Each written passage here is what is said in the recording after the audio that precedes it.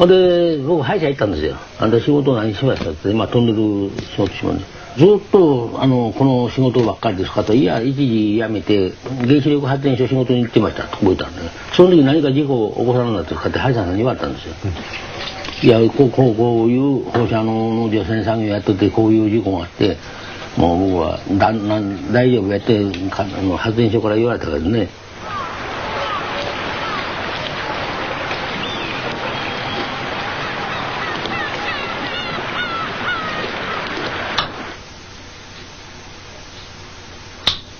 最初は足にね、足がやけどしたか虫刺されかを思わせるようなね、かぶれができて中に点々と水ぶくれができたようなね症状が足には出、全身はだるい放射線皮膚炎、二次性リンパ浮腫という診断が出たわけです。原発で何時間岩さん働いたんですか？2時間半です。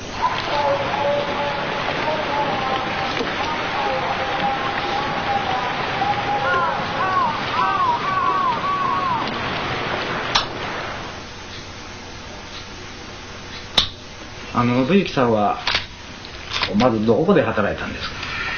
原発で働いてました。でおいくつの時から？高校出たんですから18ですね。はい。おいくつだったですか？亡くなった時。29歳です。29歳ですね。I am Kenji Higuchi. I stumbled upon these stories as a young photographer 20 years ago. It changed my life. The scenes I saw, the stories I heard, I found them difficult to believe at first. That workers go near the reactor and get exposed, and that many of them become ill with radiation sickness and sometimes die.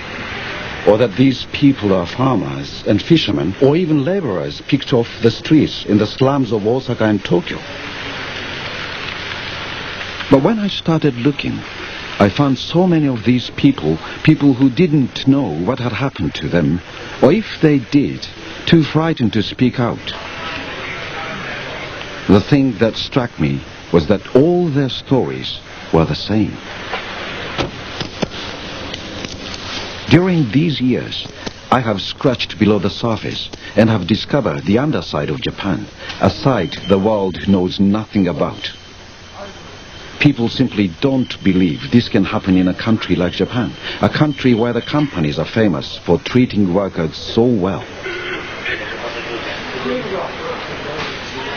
3 hours train ride from here lies the nuclear Ginza. 15 reactors lined up one after the other along the Japan Sea coast. Among them, the world's first fast breeder reactor built last year.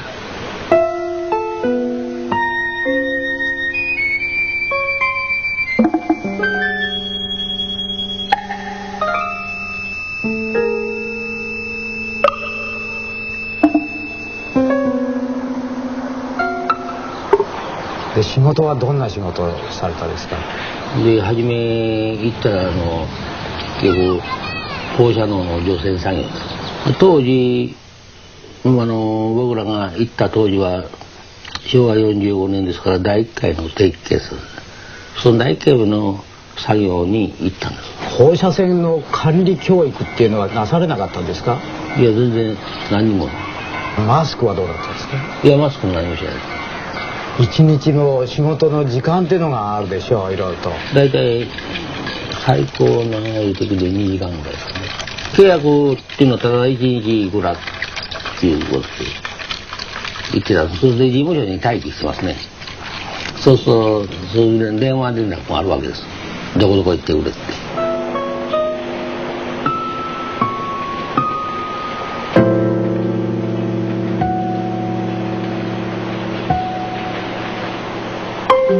原発の中ではあるけど、原発ドームに入る、建屋に入るということは聞いてなかったです。入り口から炉心に入る入り口の近くで作業したわけだけど、その間ビニールを敷き詰めて、ビニールの上以外は歩いてくれない、工具もくれてはダメだというふうな説明を受けね、35度から40度いうのがね、炉心近くは普通の温度ですからね、もう汗びっしょりですね。Iwasa was the first person I ever met who had symptoms of radiation exposure. At that time, he was about to take on the whole nuclear power industry by taking his case to court. It was thrown out because he couldn't prove how much he had been exposed to. If he had won, the whole program might have ground to a halt. Maybe that's why he lost. There was too much at stake. 放射能の中でその汗まみれ放射能まみれで計測器を調べてると想像はしなかったですね。2、3年は結構自分も辛かったり恐怖感もあったんではないかしらと今思いますね。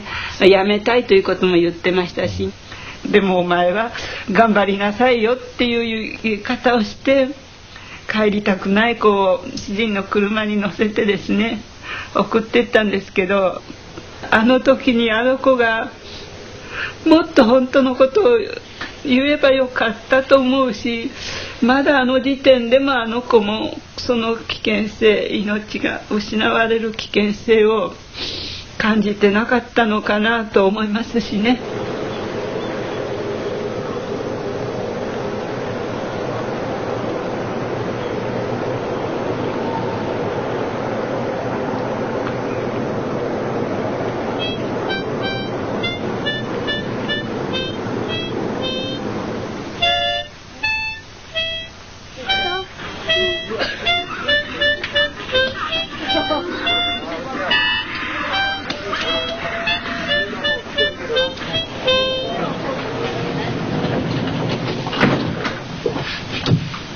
大阪の町、近郊の山々にも四季それぞれに異なった趣が見られます。またネオンの海、大阪の夜景は美しさも格別でございます。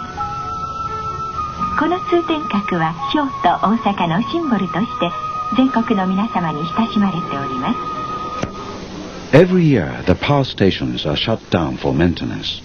It is then that hundreds of people are needed to go inside into a sea of radiation. So many people are needed because each person is only allowed to be exposed to a certain limit. The place is too radioactive to stay longer. The industry is structured like a pyramid. At the top are the companies like Hitachi, Toshiba, and Mitsubishi, who help construct and maintain the plants for the electrical companies. At the bottom, a large pool of subcontracted labor working near the reactor. Some are skilled like Iwasa, but others I realized were from a part of Japanese society I myself didn't know. Uneducated, some almost unimaginably poor. I discovered that Murai was a Burakumi, a member of the untouchable class in Japan.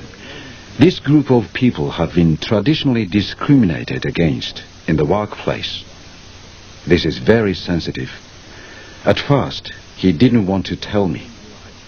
If only these people could read my books. Years ago, I gave Murai a book in which he appears. He has never read it.